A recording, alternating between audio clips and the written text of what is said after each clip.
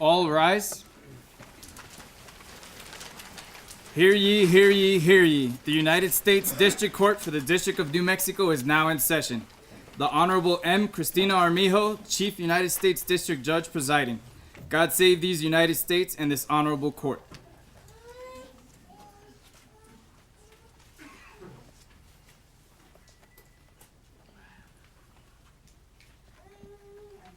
You may be seated.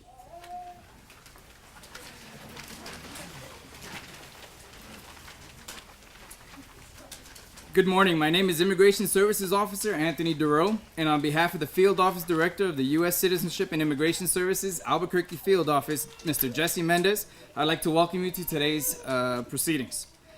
This morning, the colors will be posted by Boy Scout Troop 129. Please rise for the posting of the colors.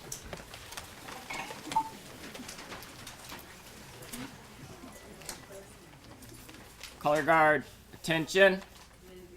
Color guard, forward march.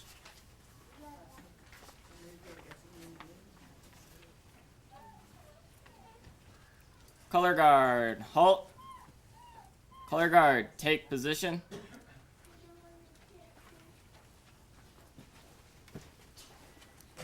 The national anthem will be sung by Miss Alicia Solomon, director and co-founder of Opera Alta. Miss Solomon's wide experience includes opera, operato, or oratorio, and musical theater, as well as extensive sacred work spanning 3 continents and over 30 years. Locally, she has performed repeatedly with the Santa Fe Opera, Symphony, Concert Association, Chamber Music Festival, and the Desert Choral. She has served as a soloist in a wide variety of denominations.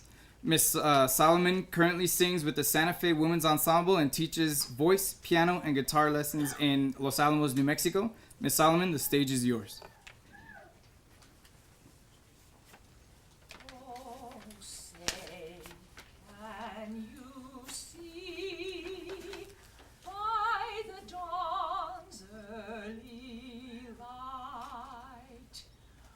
So proudly we hailed at the twilight's last gleaming, whose broad stripes and bright stars through the perilous fight o'er the ramparts we watched were so gallantly streaming, and the rockets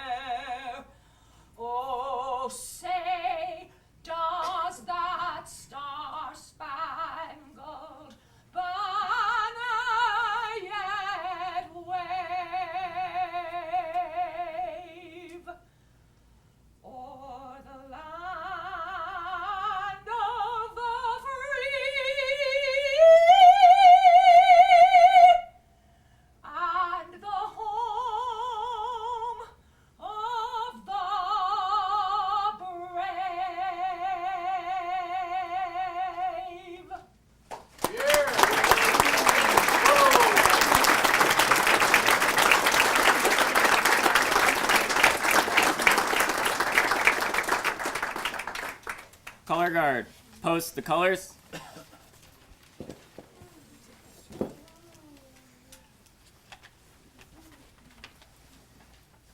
Color guard, order arms. Color guard, present present arms, order arms. Color guard, about face. Color guard, forward march.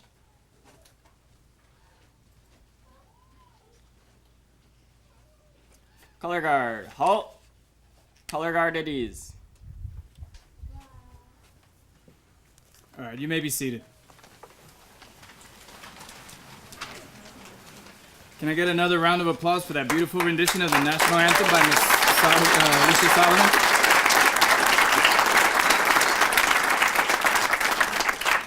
And great job, Boy Scouts. All right, as we begin today, I would like to recognize some of those in attendance today. From Senator Tom Udall's office, Ms. Michelle Jaquez Ortiz. From Senator Martin Heinrich's office, Ms. Patricia Dominguez. And from Congressman Ben Ray Lujan's office, Mr. Nicholas Maestas. Mr. Maestas would like to read to the applicants a letter from all three representatives. Mr. Maestas, the stage is yours. Thank you, Anthony. Good morning. My name is Nicholas Maestas, and I work for Congressman Ben Ray Lujan. And he's asked, as well as the senators have asked, to read a letter on their behalf today. And so I'll go ahead and read the letter. On behalf of U.S. Senators Tom Udall and Martin Heinrich and U.S. Congressman Ben Ray Lujan, thank you for inviting us to speak with you this morning on such an important occasion. It is truly an honor to join Bandelier National Monument Superintendent Jason Lott, Chief District Judge Cristina Armijo, and representatives from USCIS to welcome 20 of our country's newest citizens here in one of our nation's oldest historic landmarks. First, congratulations. Today is a great step forward in your life and also in the life of our country. Each of you is part of the heritage and the promise of America. We are Americans not just because of an oath or a piece of paper. We are Americans because we share a set of ideas which include freedom and equal opportunity.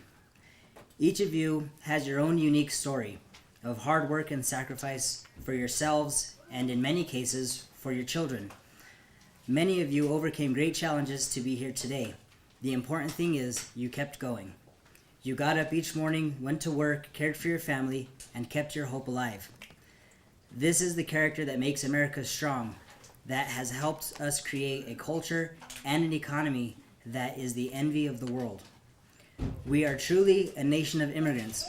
From our railroads to cities to the internet highway, immigrants have helped build America. In New Mexico, we celebrate and treasure our diversity. It is part of who we are. We are called the land of enchantment, not just because of our beautiful landscapes, but because of our people. On this day, let us also remember and honor the brave men and women, many of them immigrants themselves, who made the ultimate sacrifice to keep America free. We are all citizens because of them. Citizenship is a great privilege and a great responsibility. Everyone's voice counts, and we hope that you will make your voice heard. That is so important to New Mexico's future and to our nation's future. San Agustin believed that there is no republic where there is no justice. Let us commit ourselves to justice and opportunity for all Americans. In doing so, we honor those who came before us, and we make the way for those who will come after us, so that they too will have a chance at the American dream. As you take your oath on this special occasion, remember that this is your day. You earned it. Thank you again, and congratulations. Thank you.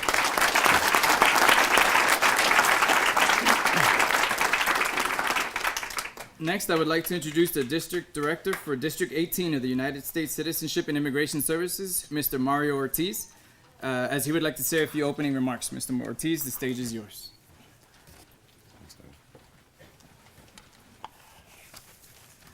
Well, Ms. Solomon, I have to thank you so much. I have never heard the national anthem with so much emotion. So thank you so much. That was absolutely beautiful. Great. I'm here with my wife Stacy and our son Jacob, and we're super excited to be here. This The first time we came here, it was in 2012, I believe it was. And since then, we've had naturalization ceremonies at Aztec National Monument and also at Fort Union National Monument. We're currently working on National Park Services to hold national ceremonies at Pecos National Park and also the Petroglyph National Monuments. And it's all to celebrate the 100th anniversary of the National Park Service. And so they called us up, we issued a memo of agreement, we said, can we hold naturalization ceremonies in at least 100 of our parks and national monuments across the country? Within a matter of weeks, we said, this is a great partnership, and we're going to continue this for years to come.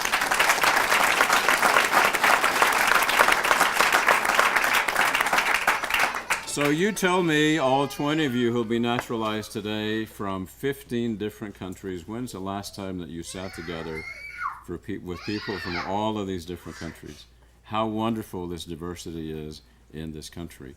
Many years ago, I lived in Singapore. We were talking about some of the places that I lived, and I would get into an elevator and people would say, well, where are you from? And I'd say, well, I'm from the U.S. And they'd say, well, no, you're not. I said, you don't look like an American. And I had a sense of humor. I do have a great sense of humor. But anyway, I said, really, you tell me, what does an American look like to you? So if you turn around to your neighbor, look around and look at all of the folks that are here represented, you tell me, what does an American look like to you? I thank you so much. This indeed is a very special day. I thank you for bringing your family and your friends and all the professional photographers that you brought with us to capture this moment, because this is a very special moment. You know, oftentimes you have these stories and you reflect today on the journey that you have taken. And this is a good opportunity to say, look at all the places that I've been and look at what it means to be. Think about what it means to be in this room today. I had an opportunity to meet with some of you before I sat down, and you know, David is here from Colombia. He's hoping to use this citizenship so he can get a job at Los Alamos Lab, and I'm happy for that. Adriana is a student, a medical assistant. She works near the Heart Institute in Albuquerque. Sandor over here is a Hungarian-born Canadian, has a wonderful story to tell, and I'm sure that you'll share that with anyone that you'll want to talk to. Isra is here from Egypt. She's a teacher in Albuquerque. She was in law degree in Egypt, and she's here with her husband, who's in IT at UNM. And Dipo Alam, who's from Indonesia, is an entrepreneur running a business in Albuquerque and in lots of other cities in the state of New Mexico. When you think about it, you know, I could tell a story about each one of you, because these are stories, and you should tell them to all of your American friends and your neighbors and anyone who'll listen, and particularly your future generations. Because these are stories, folks, of sacrifice and of determination and of courage and of faith, because that's what it means to come to this country, and that's what it means to be in this room today. Was anybody nervous when they went to the immigration office? Okay, you passed the test. You probably ran it Office for Tony over here. But, you know, I remember when my grandfather became an American citizen in 1965. I'm not going to tell you how old I was in 1965, because then you'll know how old I am now. But I grew up looking at that certificate on the living room wall, and I knew that it held a place of honor. And that same certificate now sits in my office. And my grandfather reminds me of how important that day, this day is, how important that day was for him. And he reminds me every day of what a blessing it is for us to have these jobs. I'm really, really proud of the staff here for USCIS. Proud of Jesse Mendes, the gentleman over there with the dark sunglasses, who runs this operation. Because I tell them often, what a great job we have. When you think about it, we hear these stories that you share with us, and we're inspired every single day. We're humbled every single day. And we come home to our family and say, we are blessed to have the positions that we have and to be able to be around you every single day. The oath that you're about to take, that the judge is about to administer. Judge Amenejo, thank you very much for, you come to every one of these ceremonies and they're so beautiful. Thank you. It's the oath of renunciation and allegiance. And it's really a promise. I was watching these scouts today and I was thinking about the Cub Scout oath. And the Cub Scout oath basically says, I promise to do my best, to do my duty, to my God and my country, to help other people, and to obey the law of the pack. And when you listen to the words of the oath of renunciation, it basically says it's a promise. And it's a promise for you to obey the laws, but it's a promise for you to give back, and give back to your community. I'll leave you with that one last thought, and that is that I know we took away your green card. I really apologize for that. Tony was with me. JC was here. Peter was. I saw some of you. We were like pulling the green card away from you. You didn't want to give the green card away, but you're walking away with not just a piece of paper. You're walking away with naturalization, a citizenship certificate. It opens the doors. It opens your dreams for your future. It also opens an opportunity for you to use that tremendous responsibility, and that's the right to vote. So congratulations. This is a wonderful day. Thank you for all of you for sharing in this day, and thanks for sharing and inspiring us every single day. Congratulations.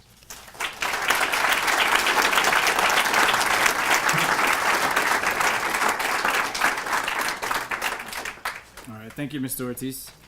The road to citizenship for many normally comes on the day they are born. For others, it takes time and effort to achieve.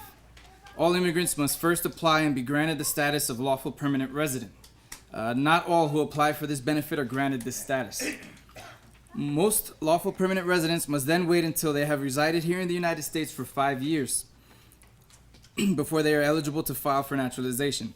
For those married to United States citizens, the wait is shortened to 3 years. This path is shortened greatly for those who have chosen to join the military, serve with honor, and defend the country that they are not even a citizen of.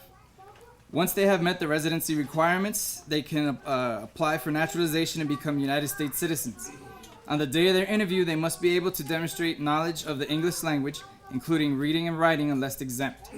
They must also be able to demonstrate knowledge of our country's history and government. They must be able to prove that they are of good moral character and subscribe to the principles of the Constitution. Once they have met those requirements, they become eligible for naturalization and become a United States citizen. Your Honor, may it please the court? The United States Citizenship and Immigration Services is pleased to present 19 applicants for the United States citizenship, representing 15 different countries. As the name of your country of nationality is called, please stand to be recognized and then be seated. Colombia.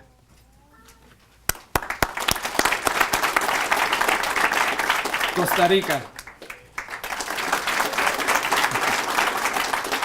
Ecuador.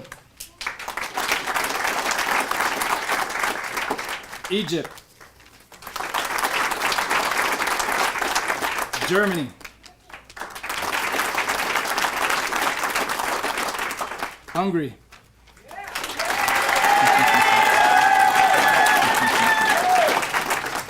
India.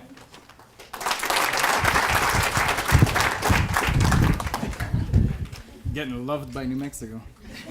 All right, Indonesia. Iran.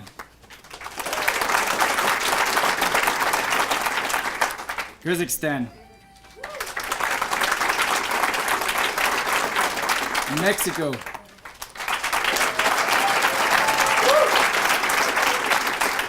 Pakistan.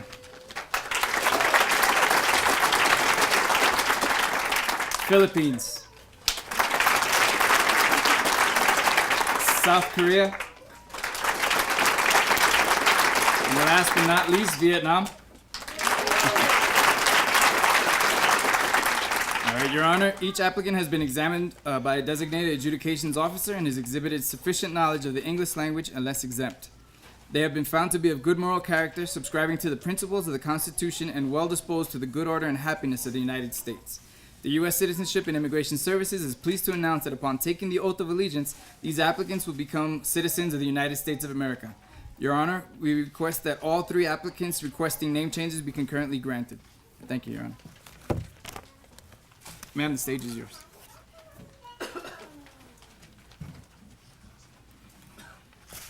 Well, good morning.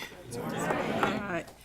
Superintendent Lott, thank you so much for always the last, 3 or 4 years that I've been invited, hosting a marvelous event here. This is a formal court proceeding. We are in session, the United States District Court for the District of New Mexico. But we're not so formal today. That everybody here, your family, friends, people here that are on here because of you, on your behalf, can't just take a deep breath and relax a little bit. And as was said earlier, I'm going to grant leave of the room here, the tent, so that you may take pictures at the appropriate time and enjoy these moments.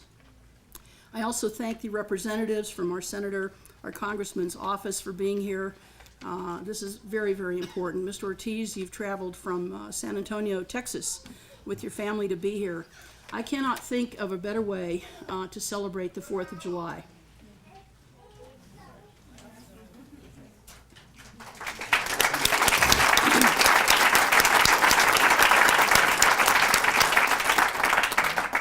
And I cannot think of a better place to celebrate the 4th of July and participate in this naturalization ceremony, walking in as we do, in the footsteps of our very first Americans. What a better place.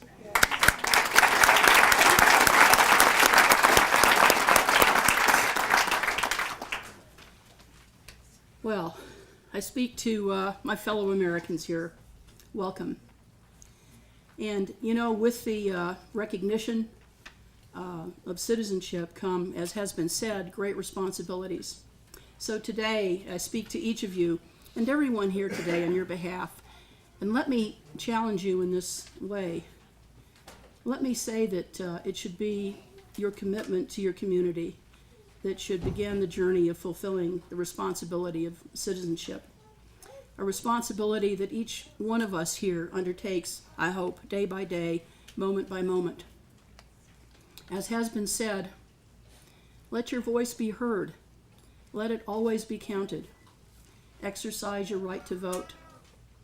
Participate in the school events of your children or your loved ones. Make the time. It's a sacrifice, but the payoff is tremendous, is it not? Lend a hand in any way that you can to those in our society, in our communities, in your neighborhoods who are less fortunate. Lend a hand especially to those who are alone, those who may not have the good fortune today of having a father, a mother, a sister, a brother, a wise person in their lives. Make the time. The payoff is tremendous. And I want to say with very special emphasis that while we all know that our children, the youth in our society, make up a relatively small percentage of our population, let us never forget one thing. They are 100% of our future. Take the time and make the time. If you have the time to participate in school activities, do so. It is a sacrifice, but the payoff is tremendous. I want to share with you very briefly a story from my family experience related to how my family became full-fledged citizens of the United States. And my family roots go back many, many, many generations in the great northeastern part of New Mexico, this area here, central northeastern New Mexico. And they were early Spanish settlers who persevered. As you know, in 1846, you're going to know I'm a history buff, and whenever I've given these remarks, I know Superintendent Lott and others here, you know I'm a history buff, so I hope I don't bore you too much. But 1846, of course, is when New Mexico began the steps of becoming a territory of the United States, and it remained a territory until it became a state in January of 1912. About a year or so before 1912, there was great excitement about the possibility of becoming a full-fledged state in our union, and a constitution was drafted. And that constitution was passed by the voters, the territorial citizens, and was sent to Washington for approval by the United States Congress. And word came back to New Mexico that Congress had approved that draft of the Constitution of the state of New Mexico. And my grandmother recorded some years later her memory of becoming aware, and her family's awareness, that New Mexico had become finally a state, a full-fledged state within the United States. She said that there was much rejoicing in her hometown, and my grandmother was born in the Santa Fe area, later as a young child moved up to Las Vegas, as we know, the northeastern part of the state. She said that there was great speech making around the old plaza in Las Vegas. Those of you that have been there know the plaza and the older part of the town. She said that there were parades. There were marches from the quiet, very peaceful marches of citizens from the Old Town Plaza down to the old railroad station in Las Vegas. And those of you that have been to Las Vegas know that there's an old Fred Harvey hotel, the Castaneda, that is being renovated. That's the old, very historic railroad district. And the way that the community celebrated was to have all of the bells and whistles from the train engines that were parked on the tracks sound. They just sounded for hours and just a fair amount of time. She also said in her memory that she remembered at night there was a quiet torch parade, candlelight, but she referred to it as torches, as people held their torches and marched very peacefully, which would be, maybe 2.5 miles from, again, the plaza all the way down to the railroad station and back. That's how she remembered and recorded her recollection of how New Mexico in her community celebrated the fact that New Mexico had become a state. Most importantly, though, what they celebrated was attaining the same full rights of citizenship that each of you have now attained. That was the point of that day. So I welcome you as my fellow Americans. I hope that each of you will establish proud and deep roots in our wonderful, beautiful state. A state that I think we can all agree is full of folks who are respectful of their elders and respectful and aware of their own traditions, their own unique traditions. Traditions, as we know, just being in this beautiful site, that follow us and that we remain aware of. I encourage each of you to pass on to your family, your children, your neighbors, your friends, those wonderful aspects of your own unique family traditions and historic traditions.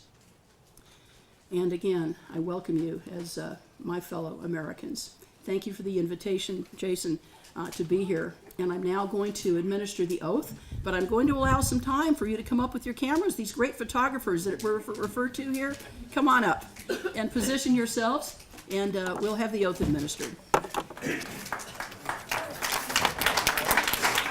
Who do you want to have that done?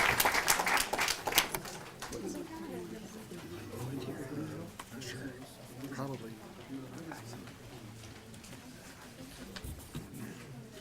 Do you want a handheld mic? Yeah. Let me see what I can do. Is it working on? Okay. I'm going to ask that each of you stand at this time.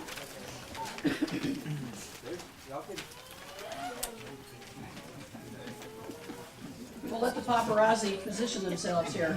All right, I'm going to ask that each of the new citizens please raise their right hand and repeat after me. I, and please state your name. I, hereby declare on oath that I absolutely and entirely renounce and abjure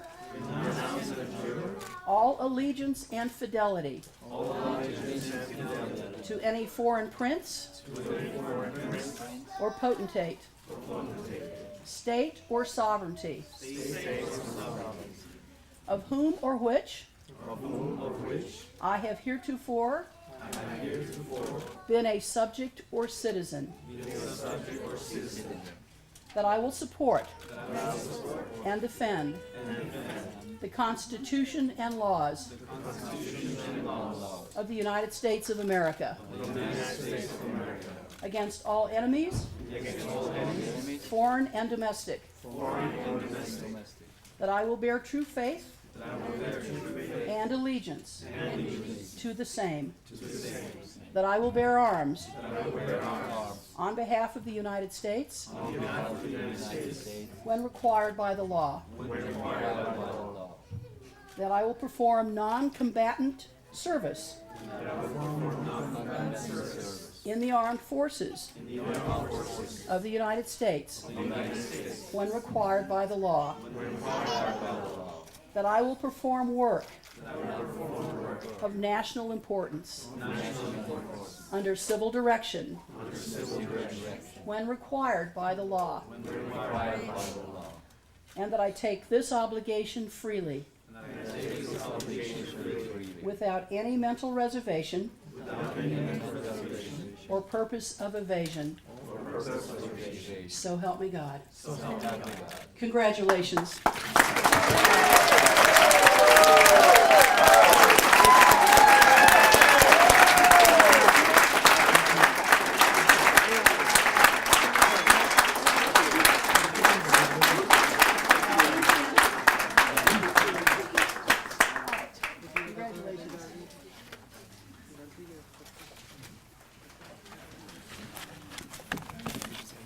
Go right ahead.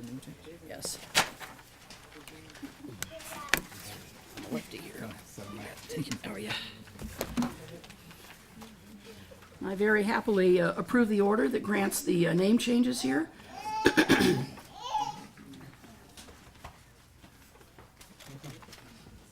All right. Thank you, ma'am.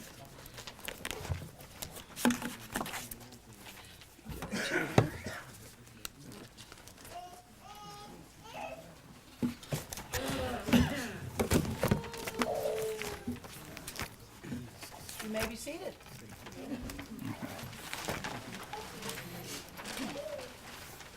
Okay, thank you, ma'am. Please stand with me and face the flag as we recite the Pledge of Allegiance. Everybody. There you go.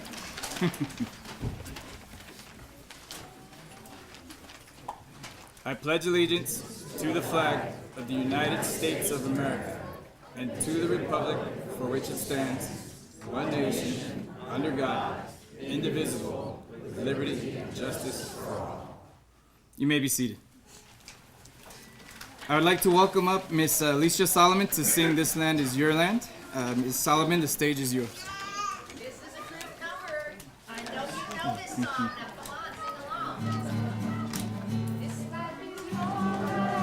This land is my land. From California to New York Island, from redwood forests to rusty water. This land was made for you and me. As I was walking that river highway, I saw a lovely guy in the skyway. I saw it lonely, like over the valley. This land was made for you and me. This land is your land. This land is my land. From California to New York Island, to the redwood forest, to the Gulf Stream waters. This land was made for you and me. As I was walking, and the sun was shining, and the wind was waving, and the gas clouds rolling, as the moon was lifting, a voice kept saying, this land was made for you and me. This land is your land. This land is my land. From California to New York Island, from the redwood forest to the Gulf Stream waters. This land was made for you and me.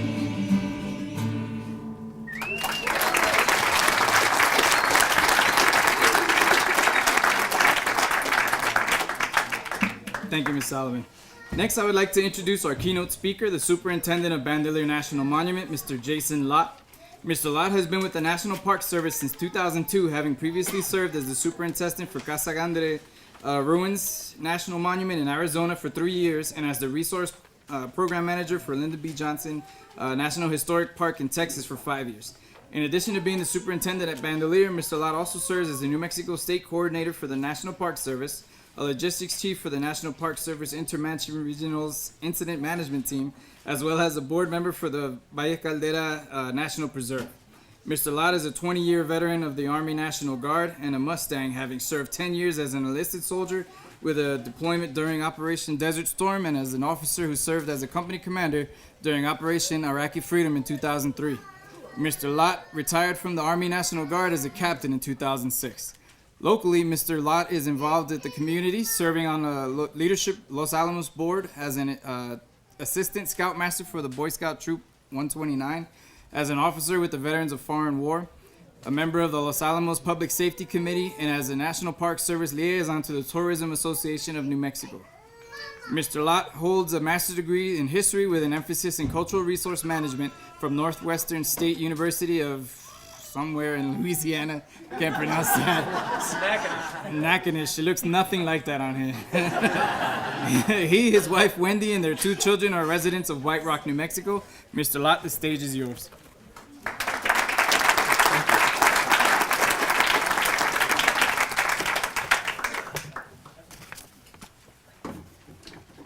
My fellow Americans, now just about a few minutes ago I would have had to come up with something else to start that off with, but now it's my fellow Americans.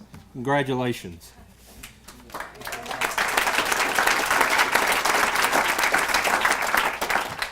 Good morning and welcome to Bandelier National Monument, your backyard and now your favorite national park. On behalf of National Park Service Director John Jarvis and Intermountain Regional Director Sue Massica, it is my honor and privilege to be in front of you today, a day that this nation welcomes 19 new citizens onto its rolls. And what a perfect way for us to celebrate America's birthday on the 4th of July with its newest members for the world's oldest democracy. By definition, as a citizen of a democracy, you are now formally a part of the government. Ours is a system in which supreme power is vested in the people, for which you are now a member. The power resides with your rights of free speech, your vote, and our collective ability to elect good representatives to our local, state, and national government. Please take this responsibility seriously. It does make a difference. Now, in addition to formalizing your naturalization and citizenship, we're also here to celebrate your engagement with the American dream. You are now accepted as a citizen of a nation in which all people are created equal, and all are endowed by their Creator with the right to life, liberty, and the pursuit of happiness. These basic principles are outlined in our Declaration of Independence, signed just 240 years ago today, establishing our nation that is both yours and mine as a country that is of the people, by the people, and for the people. But be clear, ours is a government that is not here to serve you as an individual. It was established to serve the collective us, the people. So now you're part of something bigger. So how are you going to make this work for you? How are you going to make this work for the people? Going forward from today, I encourage you to fully embrace these principles of life, liberty, and the pursuit of happiness. Be proud of your new role as a citizen of the United States of America. Know that the happiness will not just be handed to you, but is instead a state of being that you must strive to achieve. America is a land of opportunity, where citizens have the freedom to pursue their dreams, a place in which everyone has a choice to make a difference in their community, and ultimately to improve the quality of life for yourself, your family, and other citizens, the people of this great nation. There are no limitations because of your cultural background, your beliefs, your religion, or your politics.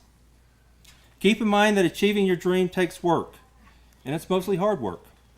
Today you have overcome a sizable hurdle. Seize this opportunity that you've been given and know that America needs you. It requires your active participation, your fresh perspectives, your sweat, your skills, and your faithfulness. One of the greatest ways you can embrace the principles of life, liberty, and the pursuit of happiness is to be involved. Voting, of course, is an incredible right and privilege, but I also encourage you to engage in other ways. Understand the issues. Don't simply let someone else, or a group, or even a political party direct how you vote or think.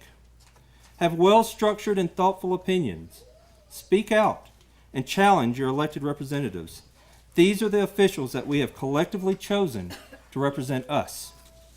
Volunteer your time and talent to help those less fortunate or to better your community. It is when we give of ourselves, our talent, and our resources. This is how our country became great. By each of us not expecting our government to serve us as individuals, but as each of us remembering that we are the people. We are government by the people, for the people. Support our troops, our public servants, and those that are actively working to improve and to protect our way of life. Be a good neighbor. Understand and support the privileges of others to have their own opinions and beliefs. If needed, be prepared to defend those others and even their opinions, whether you agree with them or not. And you should expect the same. Your values, your opinions, your religion will be protected as well. We should all respect others' opinions or beliefs, so long as they do not infringe or degrade your rights to life, liberty, and your pursuit of happiness. But do not stop there. Learn and understand all aspects of our nation, both at the local level and the national level. Have informed opinions, engage others, and have a voice. Attend public meetings, write letters, engage your representatives. If so inclined, run for office. And most importantly, vote. These are your rights. Do not waste them. This is your land and your nation. Make it work for you. Ours is a government tasked with serving the people. Give more than you take and expect the best. Please know that being a part of this ceremony is a privilege that I do not take lightly. The opportunity to associate and to support a group of people make such a commitment is a great honor. I realize that each of you have renounced your former citizenship to other countries. I expect that for many of you this was not an easy decision. Please know that while you have renounced your former citizenship and pledged your loyalty to the United States, you have not surrendered your own history and culture. Those things that you cherish about your past, your memories of your family and friends, your heritage, your music, your literature, your celebrations, your manners, these still are a part of you. And they belong with you here now. Your fellow Americans have much to learn from you. The qualities of your background define who you are, and this collective of our diversity as citizens enriches who we are as a nation, the people. Today, each of you have made the conscious decision to become an American citizen, which is a significant milestone in your life and marks the beginning of a new chapter. And what better place for you to start than in a national park, land that now belongs to you. As a citizen of the United States, these federal parks are yours, and I challenge each of you to hold myself, the National Park Service, and the federal government accountable on how we manage your lands and your resources. Take pride in your ownership of these places and speak out if you do not approve. I promise you, we will listen. These are your national parks. Take ownership. I realize that many of you had to work hard to achieve your U.S. citizenship, many having to learn a new language, as well as adjusting to a new way of life. I suspect that many of us who are born in this country may never realize the risk that you took to be here today. Your abandonment of one life with its challenges, but fully understanding its culture and ways, more than likely leaving behind friends and family, and moving your allegiance from one country to another and starting anew was surely no small endeavor. Whereas I, as well as many others, was born into U.S. citizenship with its many benefits, you made sacrifices and took risks. Through motivation, determination, and tenacity, you are here today. You have chosen to invest in the United States. And today, we choose to invest in you. From now on, we'll refer to this as our country, yours and mine. With this ceremony today, we all reaffirm our commitment as citizens, as well as another truth, that our nation's success would simply not be possible without the generations of immigrants who have come to our shores from every country in the world. Unless you are a Native American, we all trace our ancestry to those that took great risks to overcome monumental challenges to arrive here from someplace else. Whether they arrived to the original colonies or set foot on Ellis Island or crossed the Rio Grande, all came to America with hopes of a better life. And you have this right as well. Make the best of it. It is my hope that in years to come, as you take part in future July 4th festivities, you'll look back fondly on today as a very special day. A day in which you took your final step for citizenship, but also a day that you became a part of something great, something bigger. I hope that you remember the challenges that were set forth to you today, specifically the challenge to vote, to work hard, to positively contribute to society, and to achieve happiness. I hope that you will look back with pride that you met and surpassed each of these challenges, and that your contributions were not only for yourself and your family, but also for the greater good of this country, the people. The United States of America is a place to succeed, to prosper, and to live a good life. On behalf of the staff of Bandelier National Monument, I congratulate you on becoming citizens of this great nation, and I am looking forward to your successes as our nation's newest citizens. Good luck, and God bless you.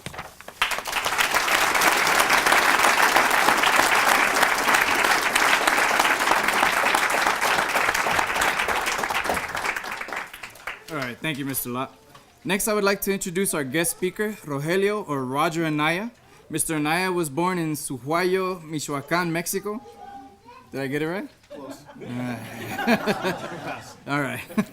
In 1976, at the age of 8, his family moved to La Union, New Mexico. He graduated from Anthony Gadsden High School in 1986 and received a bachelor's degree in business computer systems from the University of New Mexico in 1992. Roger was very active in sports throughout his life, playing both football and baseball in high school, where he earned all district and all state honors in both sports. He also played baseball at the University of New Mexico from 1987 to 88. After graduating high school, Roger joined the United States Marine Corps Reserve as an artillery field direction controlman, and later transferred to Delta Company, 4th Recon Battalion in Albuquerque, New Mexico. In 1990, while still attending college at UNM, his Recon Reserve Unit was activated and attached to 2nd Marine Division in Camp Lejeune, North Carolina. A month later, his unit deployed to Saudi Arabia and Kuwait, where they took part in Operation Desert Shield and Desert Storm. After the campaign, Roger was awarded numerous medals, including the National Defense, Marine Corps Expeditionary, Southwest Asia, Kuwaiti Liberation, and the Sea Service Deployment Ribbon. After graduating from the UNM in 1992, Roger became a naturalized citizen and later was hired by Los Alamos National Laboratory as a computer programmer and is currently a team leader for the Software Applications and Engineering Division. He is involved in many organizations and youth activities throughout the community. He is the youth coordinator for the Knights of Columbus and is the current commander of the local Veterans of Foreign War detachment. He also has been officiating high school football for 22 years and has been coaching baseball and softball for 20 years, including being the head varsity softball coach for Los Alamos High School since 2009. Roger has been married to his wife Lily for 25 years and has 4 children and 3 grandchildren. Mr. Anaya, the stage is yours, Devil Dog.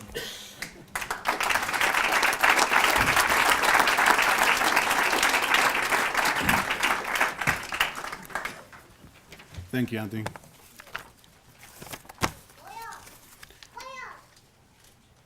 Good morning, everybody. As Anthony mentioned, my name is Rogelio Anaya. Also, most people know me as Roger Anaya. I am, the current commander for the VFW here in Los Alamos, and I want to thank Bandelier National Monument, especially Jason. Jason's also a member of the VFW, and also Desert Storm. So we have a lot of things in common. But I want to thank him for the opportunity, to give me a chance to speak to you all today on this special day.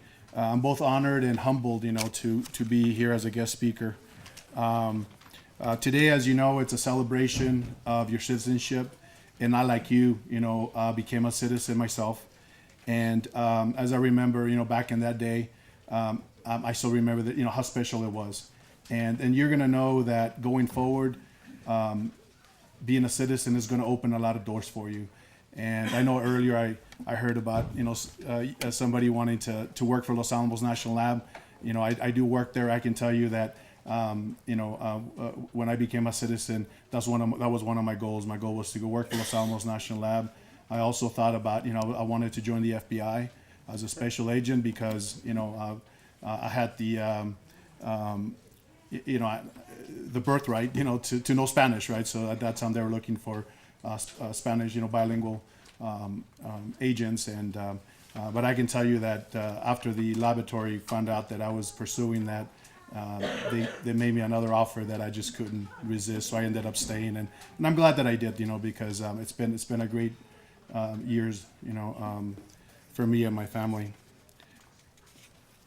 So next, I think all of you, as they mentioned, have a story, and today I'll tell you mine, and it's very, very similar. I think it's gonna probably hit a lot of you because it's similar to you, but I'm gonna tell you the story about my American dream. My father, Jose, came to the United States in 1974. He came to work at a dairy, down southern New Mexico. He came, looking for a place to earn more money, money to provide to his family. And yeah, the wages were better, but at the same time he made a sacrifice, and that was that his family has to stay behind. His family stayed behind. It was sad, my mom, was very difficult for her. We did get an opportunity to come the following summer to visit him. And then we also came the following summer after that in 1976. And during that time, they gave us the opportunity. The local school said that now we could attend La Union Elementary School. I can tell you that my brother and my two sisters cried and cried and cried. They did not want to stay. They didn't know, they had all their family back home. On the other hand, I was very excited. For the first time, the dream that I had to someday learn the language, the English language, was within reach. So I worked very hard in school, and within a year I learned the language. I earned a lot of different honors, and as I mentioned earlier, I did play sports through high school, baseball and football. I enjoyed those sports very well, and later on, also when I graduated, they offered me a scholarship, a presidential scholarship, University of New Mexico. But I can tell you that the honors that I got was nothing related to being the smartest or the strongest. It was all because the dream that I had, and that was that someday I would become a citizen. So my senior year in high school, during that time, I knew that for me to attend the University of New Mexico, even though I had scholarships, I needed to be a resident. So they did offer us, my senior year, they offered us a residency, the green card, and I can tell you, finally, for the first time, I was allowed to go and attend the University of New Mexico. But before I did that, I didn't tell my mom this, but the next morning, after I received my residency, I went and signed up with the Marine Corps. And I chose to sign up with the Marine Corps for a few reasons. One of them is, the number one reason was I wanted to give back. I never thought about anything else. I said, okay, I'm going to give back everything and all the opportunities they've given me. And the second reason, too, is that, that I thought that, it would instill in me a lot of, additional work ethic and the drive, right, Devil Dog? So after I joined the Marine Corps, and I did attend the University of New Mexico, I chose to join the Marine Corps Reserve because I wanted to finish school. So I went for one semester in the fall, and then in the spring, I attended Marine Corps Boot Camp in San Diego.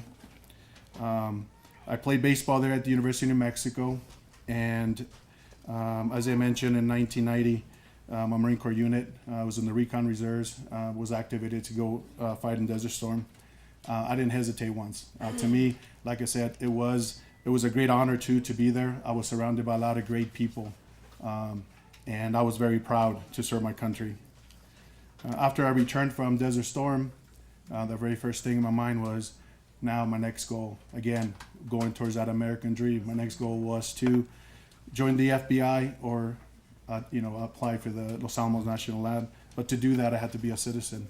So I did go, became a citizen in Albuquerque, and I remember I was in your chair, and the proudest moment of my life, one of my proudest moments, my wife and my family was the other two.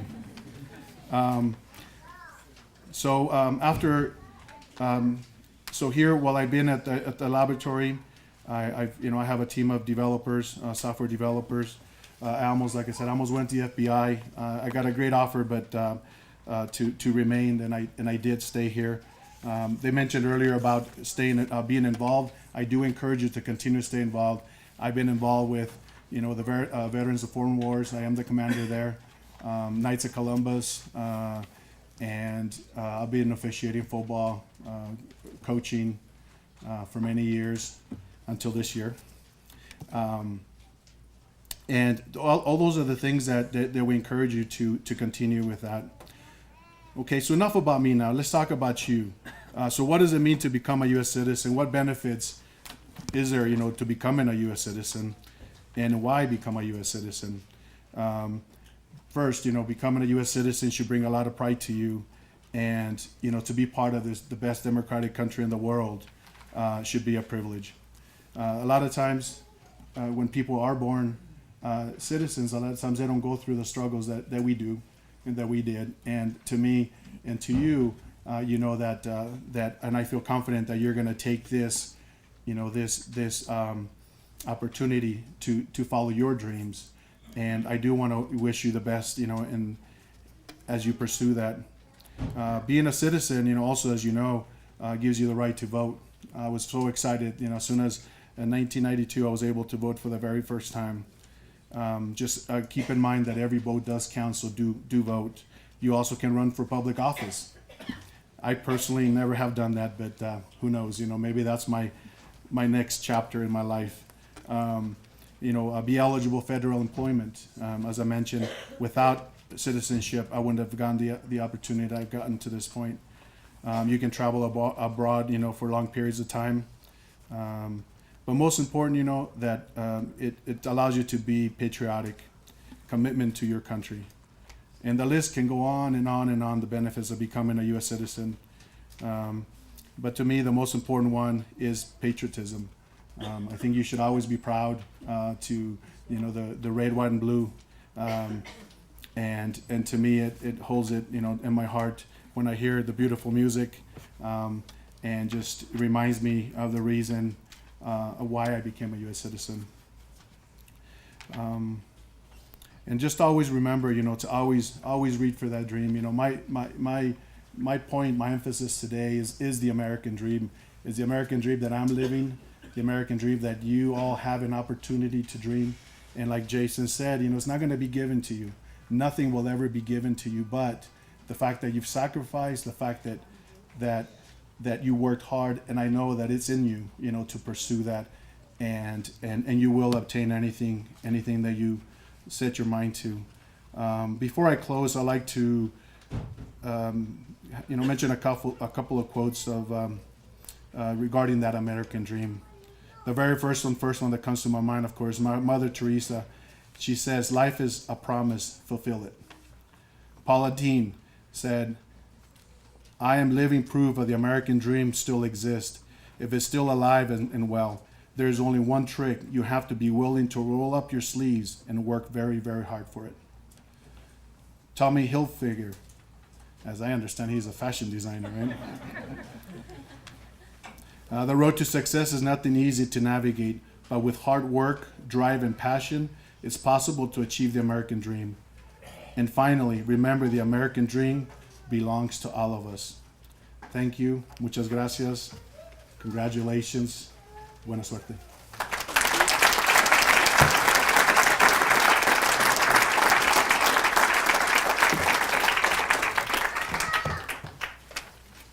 All right, thank you, Mr. Anaya. Please direct your attention to the screen for a short message from the President of the United States, Barack Obama.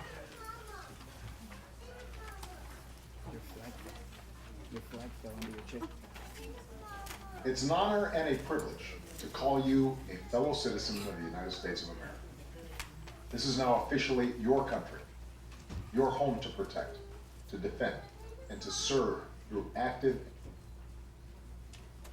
You have to dust that off when we get back to and the not by office. any one culture or ethnicity or ideology, but by the principles of opportunity, equality, and liberty that are enshrined in our founding documents.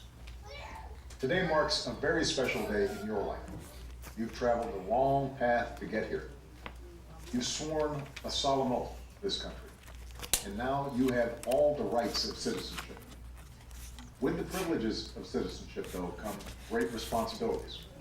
And so I ask that you use your freedoms and your talents to contribute to the good of our nation and the world. Always remember that in America, no dream is impossible. Like the millions of immigrants who have come before you, you have the opportunity to enrich this country through your contributions to civic society, business, culture, and your community.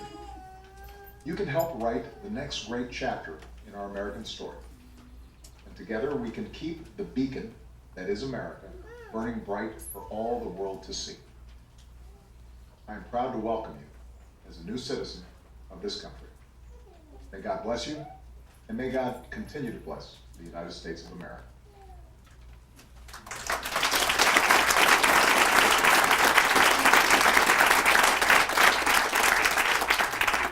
All right, I would like to congratulate you all on your accomplishments, wish you good luck in the pursuit of the American dream, and thank you, your friends and families, for supporting you during your journey. We look forward to our newest citizens making their unique contributions to the greatness of the United States of America. Now let's give another round of applause for the newest citizens of the United States.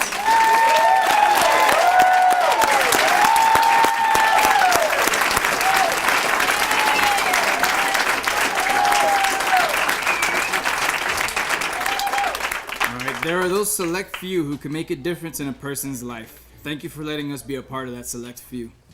Now, while that concludes our ceremony for today, please remain seated while we prepare to hand out the certificates of naturalization to the applicants.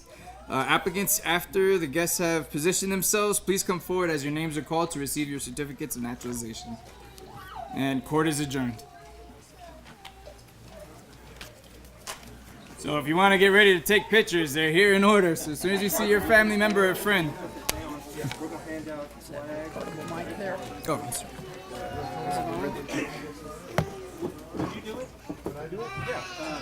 Oh, he's got the mic back here. Well, as you come up to get your certificate, we also from Bandelier National Monument have some lovely things for you. We have an entire packet of information about Bandelier National Monument and the national parks, and inside of that, we have a certificate for the flag you will also be presented. These were all flown over the U.S. Capitol. I can't tell you what day. I think the certificate has some information on that. We're also giving you, where'd it go? Gina has a pass. A pass for a Bandelier National Monument. That's good for a year, so you can come back and remember where you were sitting. Because you can bring your children and grandchildren here and say, I was sitting right there when I became a citizen. We're giving you a passport book to the national parks. If you don't know what this is, every national park has a little stamp, usually in the bookshop, that you can go and stamp. We've already stamped this for July 4th for Bandelier National Monument. So as you travel around the country, you can stamp the book. We're giving you a centennial coin for Bandelier National Monument. Also, these are just limited to several tens of thousands, probably. Just 1,000 of those. A little book on Bandelier and the film Sky Island about Bandelier National Monument that shows in our theater normally. This is the hour-long version. So you get all of that. There's much more in here about the park and the parks. And that will be yours to take today as well. So be sure to get one of those too. All right, now we're gonna have all of the guests that are here. They're going to shake your hand and congratulate you today. So if I could just have everybody in this area, please take your photos, make a hole so they could get through, and then move on so everybody else can get to their family members. We really appreciate that. I'm going to ask the first row to stand up. Mohammed, Again, if you wish to position yourself for photos, now's the time to do that, all right? Mohammed Swaib Gauba. Sir, it's my pleasure. It's my honor. I wish you the very best. Ramon Arevinar Escarcega. Sir, likewise, congratulations.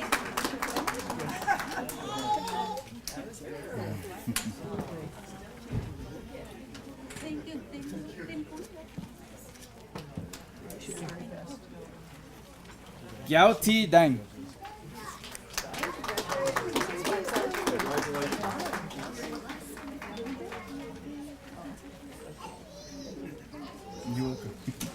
Sandor Piota. Congratulations. We have a fan club here. Thank you. We have a fan Whole club. neighborhood. Neighborhood. Thank you so much.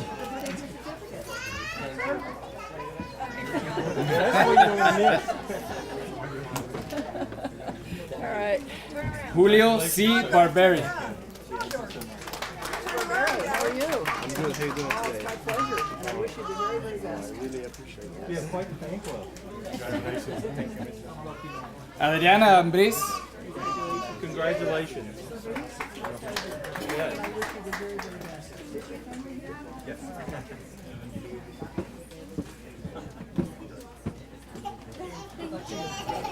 Susanna Meyer.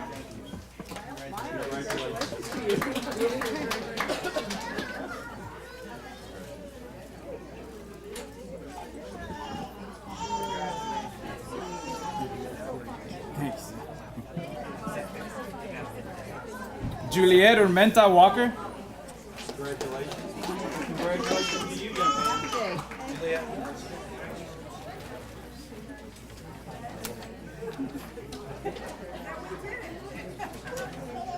Edgar Resendiz.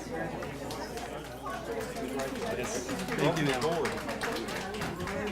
Thank you.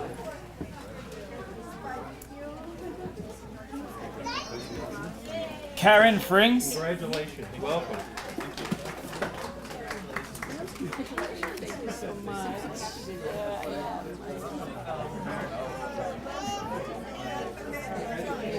Pleasure.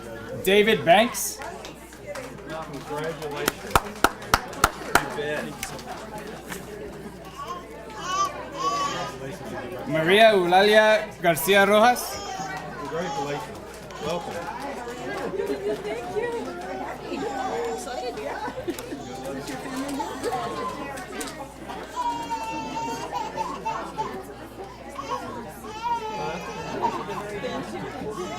Tapas M. Bacta.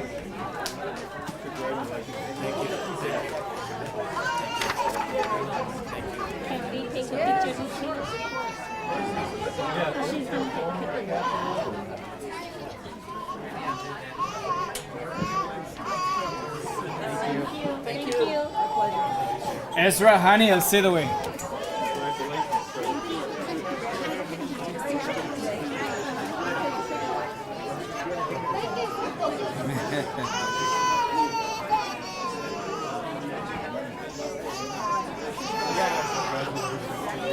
They want to take a picture together, man.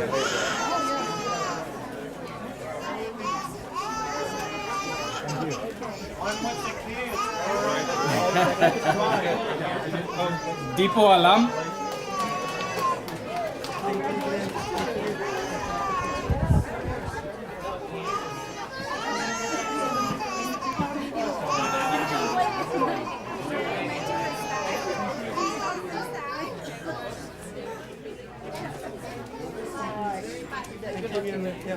Itzel Adriana Gutierrez Recio. Congratulations, sir. Very happy. Is this your family over here?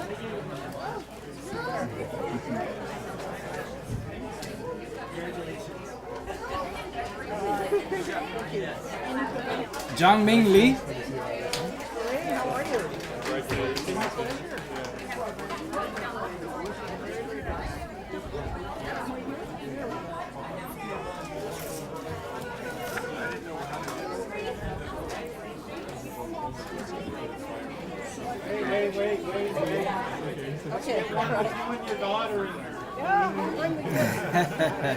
This is once in a lifetime. She's over there making friends.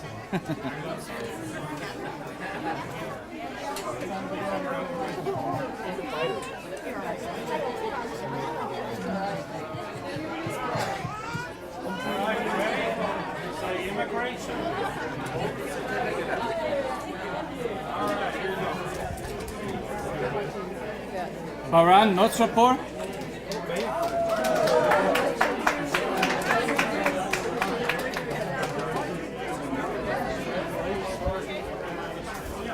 Matthias Herbert Schultz.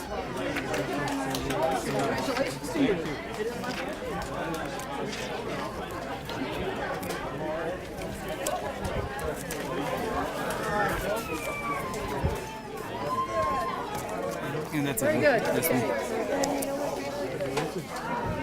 So, you guys have Yes. all right. Some chairs in here. All right, well, that is the end of our ceremony. There still will be some other events going on today, so don't leave.